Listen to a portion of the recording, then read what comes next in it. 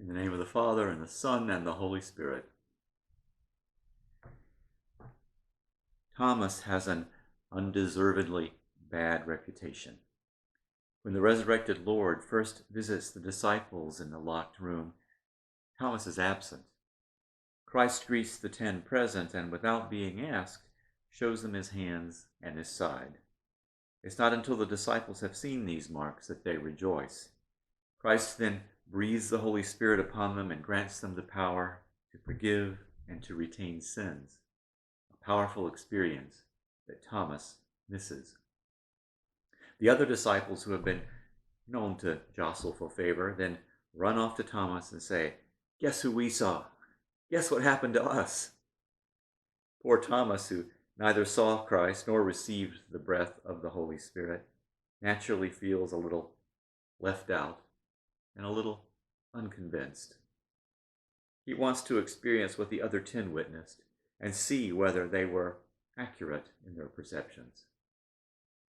Perhaps feeling a little guilty for having left Thomas out, Jesus comes back a week later when Thomas is present, and just as he did with the other 10, greets him and shows Thomas his hands and his side. Now that Thomas has seen what earlier the other 10 saw, he too believes that it is Christ. In this respect, I would say Thomas is no different than the other 10, and for that matter, no different than most of us. If this is true, then the importance of Christ's subsequent statement to Thomas is all the greater. "Have you believed because you've seen me? Blessed are those who have not seen and yet have come to believe." Christ offered visual proof to those who needed it, but those who are able to trust God in the absence of visual proof, who rely on God because they feel a connection to God in their hearts, are indeed blessed. Such people do not view God with suspicion, do not try to outmaneuver God. This does not mean that they ignore what their eyes tell them, that they are naive or reckless. It means that they know that no matter what happens in the short term, no matter what our eyes reveal to us, we're in the hands of God. We can trust God. Our eyes bring us information about the earthly world. Our hearts bring us information about the kingdom of heaven. Of course, what we view with our eyes is not always encouraging. It can be difficult to accept. These days, we look around and see many things that challenge our ability to hope. The sudden economic reversal reminds us how fragile our existence is. We witness politicians who are more interested in their own political fortunes than the well-being of the people. The novel virus has made unequal access to health care clearer than ever before. It's also made more apparent the distinction between those who have access to the internet and those who do not. This is what our eyes are telling us these days.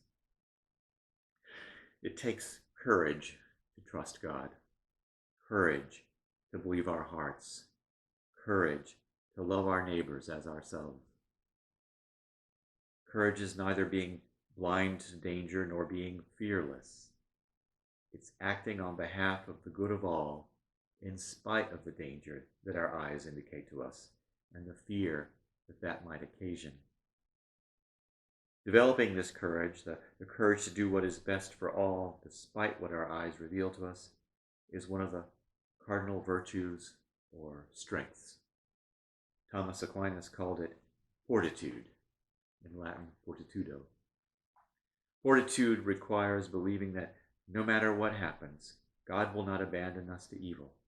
God is always working to bring good relationships out of bad circumstances, to redirect us towards the good.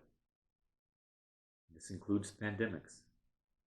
One of our parishioners shared with me Pastor Steve Falk's observation that the word quarantine comes from the Italian word for 40, because ships docking in Italy during the plague were required to spend 40 days offshore before landing.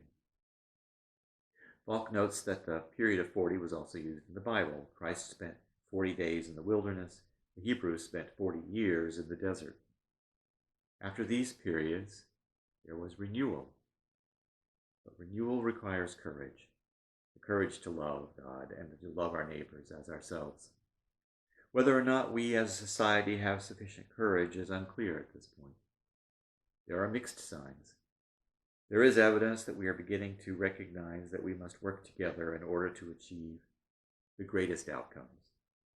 Researchers have found, however, that along with people's sense of our mutual dependence, their acceptance of inequalities has also increased. At this point, most people think that it is completely fair that luck determine a person's economic situation. These two are in tension, and it'll be interesting to see how things turn out. Whether or not courage and love win, we know that we are in God's hands. Our eyes reveal both joy and devastation along the way, but our hearts tell us that nothing will undermine God's love for us. Nothing can undermine God's intention that we grow in love and relationship with God.